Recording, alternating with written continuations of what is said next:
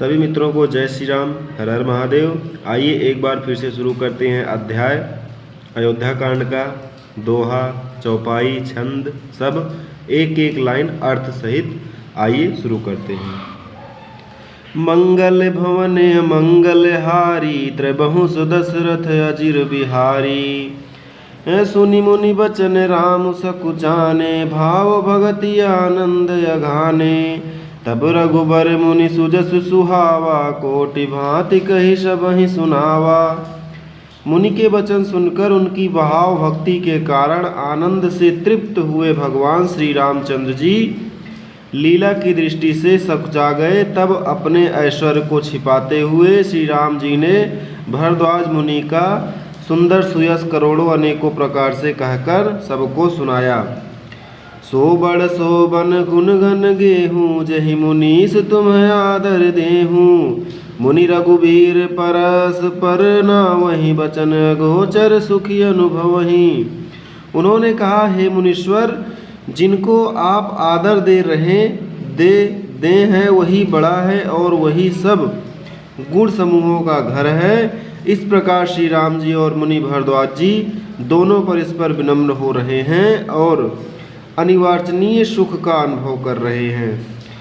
या सुधि पाई प्रयाग निवासी, बटु तापस मुनि सिद्ध उदासी। भरद्वाज आश्रम सब आए, देखन दशरथ सुवन सुहाए। या श्री राम, लक्ष्मण और सीता जी के आने की खबर पाकर प्रयाग निवासी ब्रह्मचारी तपस्वी मुनि सिद्ध और उदासी सब श्री दशरथ जी के सुंदर पुत्रों को देखने के लिए भरद्वाज जी के आश्रम पर आए। राम प्रणाम कीन सब काहू, मुदित भये लहि लोहन लाहू। देहि आशीष परम सुखी पाई, फिरे शरारत सुंदरताई। श्री रामचंद्र जी ने सब किसी को प्रणाम किया। नेत्रों का लाभ पाकर सब आनंदित हो गए और परम सुख पाकर आशीर्वाद देने लगे। श्री राम जी के सौंदर्य की सराहना करते हुए वे लौटे। आगे देखिए। राम कीन विश्राम निसे, प्रात प्रयाग नहाए। चले सहित सिय लखन जने, मुदित मुनि सिरुनाई। श्री राम जी ने रात को वही विश्राम किया और प्रातः काल प्रयागराज का स्नान करके और प्रसन्नता के साथ मुनि को सिर नवाकर श्री सीता जी, लक्ष्मण जी और सेवक गोह के साथ वे चले। आगे देखिए। राम सप्रेम कहो मुनि पाही, नाथ कहे हम केहि मग मा जाही। मुनि मन बियसि राम सन कहाई, सुगम सकल मग तुम कहूँ आई। चलते समय बड़े प्रेम से श्री राम जी ने मुनि से कहा, हे नाथ, बताइए हम किस मार्ग से जाएं। मुनि मन में हंसकर श्री राम जी से कहते हैं कि आपके लिए सभी मार्ग सुगम हैं।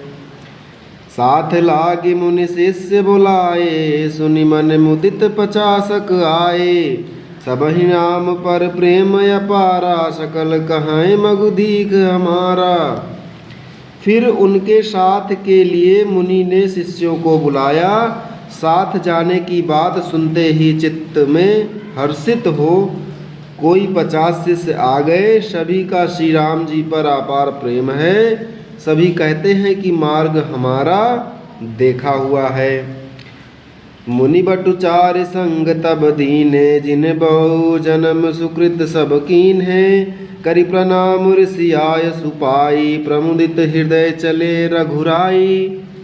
तब मुनि ने सुनकर 4 ब्रह्मचारियों को साथ कर दिया। उन्होंने बहुत जन्मों तक सब सुकृत पूर्ण किए थे। श्री रघुनाथ जी प्रणाम कर और ऋषि की आज्ञा पाकर हृदय में बड़े ही आनंदित होकर चले। आगे देखिए। ग्राम निकट जब निकसहि जाई, देखहि दरसु नारि नर दाई। होहि सनाथ जन्म फल पाई, फिरहि दुखित मनु संग पठाई। जब वे किसी गांव के पास होकर निकलते हैं तब स्त्री पुरुष दौड़कर उनके रूप को देखने लगते हैं, जन्म का फल पाकर वे सदा के अनाथ सनाथ हो जाते हैं और मन को नाथ के साथ भेजकर शरीर से साथ न रहने के कारण दुखी होकर लौट आते हैं। विदा किए बटु विनय करी, फिरे पाई मन काम, उतरी नहाए जमुन जल, जो शरीर सम श्याम। तदंतर श्री राम जी ने विनती करके चारों ब्रह्मचारियों को विदा किया। वे मनचाही वस्तु आनंद अनन्य भक्ति पाकर लौटे। यमुना जी के पार उतरकर सबने यमुना जी के जल में स्नान किया, जो श्री रामचंद्र जी के शरीर के समान ही श्याम रंग का था।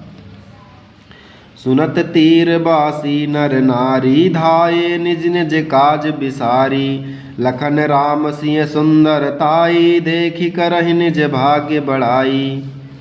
यमुना जी के किनारे पर रहने वाले स्त्री पुरुष यह सुनकर कि निषाद के साथ दो परम सुंदर सुकुमार नवयुवक और एक परम सुंदरी स्त्री आ रही है, सब अपना अपना काम भूलकर दौड़े और लक्ष्मण जी, श्री राम जी और सीता जी का सौंदर्य देखकर अपने भाग्य की बड़ाई करने लगे। आगे देखिए।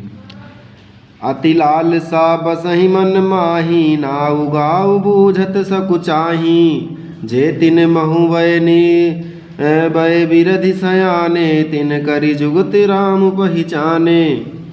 उनके मन में परिचय जानने की बहुत सी लालसाएं भरी हैं, पर वे नाम गांव पूछते सकुचाते हैं। उन लोगों में जो वयोवृद्ध और चतुर थे, उन्होंने युक्ति से श्री रामचंद्र जी को पहचान लिया।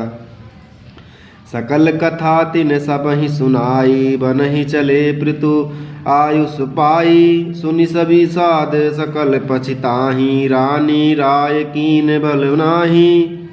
उन्होंने सब कथा सब लोगों को सुनाई कि पिता की आज्ञा पाकर ये वन को चले हैं। यह सुनकर सब लोग दुखित हो पछता रहे हैं कि रानी और राजा ने अच्छा नहीं किया।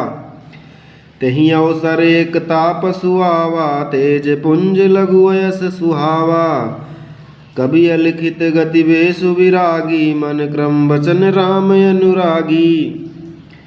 उसी अवसर पर वहाँ एक तपस्वी आया, जो तेज का पुंज, छोटी अवस्था का और सुंदर था। उसकी गति कभी नहीं जानते, अथवा वह कवि था जो अपना परिचय नहीं देना चाहता था। वह बैरागी के वेश में था और मन वचन तथा कर्म से श्री रामचंद्र जी का प्रेमी था। इस तेज पुंज तापस के प्रसंग को कुछ टीकाकार संक्षेप मानते हैं और कुछ लोगों के देखने में यह अप्रासंगिक और ऊपर से जोड़ा हुआ सा जान भी पड़ता है, परंतु यह सभी प्राचीन प्रतियों में है। गोसाई जी अलौकिक अनुभवी पुरुष थे।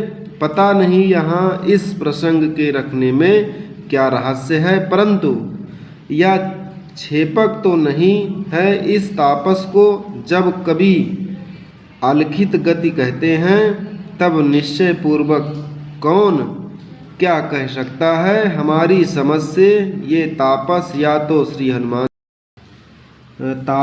तो हनुमान जी थे अथवा ध्यानस्थ तुलसीदास जी। आगे देखिए। सजल नयन तन पुलकी, निज इष्ट देह पहचानी, परउ दंड जिमिधर नितल, दशा न जाई बखानी। अपने इष्ट देव को पहचान कर उनके नेत्रों में जल भराया और शरीर पुलकित हो गया। वह दंड की भांति पृथ्वी पर गिर पड़ा। उसकी प्रेम विहल दशा का वर्णन नहीं किया जा सकता। राम सप्रेम पुलकी उर लावा, परम रंक जनु पार सुपावा, मनहु प्रेम परमारथ दोऊ, मिलत धरे तन कह सब कोऊ। श्री राम जी ने प्रेम पूर्वक पुलकित होकर उसको हृदय से लगा लिया। उसे इतना आनंद हुआ मानो कोई महादरिद्री मनुष्य पारस पा गया हो। सब कोई देखने वाले कहने लगे कि मानो प्रेम और परमार्थ परम तत्व दोनों शरीर धारण करके मिल रहे हैं। बहुरी लखन पयहन सोहि लागा, लीन उठाए उमगि अनुरागा। पुनि सिय चरण धूरि धरि सीसा, जननी जान से सुदीन है असीसा। फिर वह लक्ष्मण जी के चरणों लगा, उन्होंने प्रेम से उमंग कर उसको उठा लिया। फिर उनसे सीता जी की चरण धूलि को अपने सिर पर धारण किया। माता सीता ने भी उसको अपना छोटा बच्चा जानकर आशीर्वाद दिया।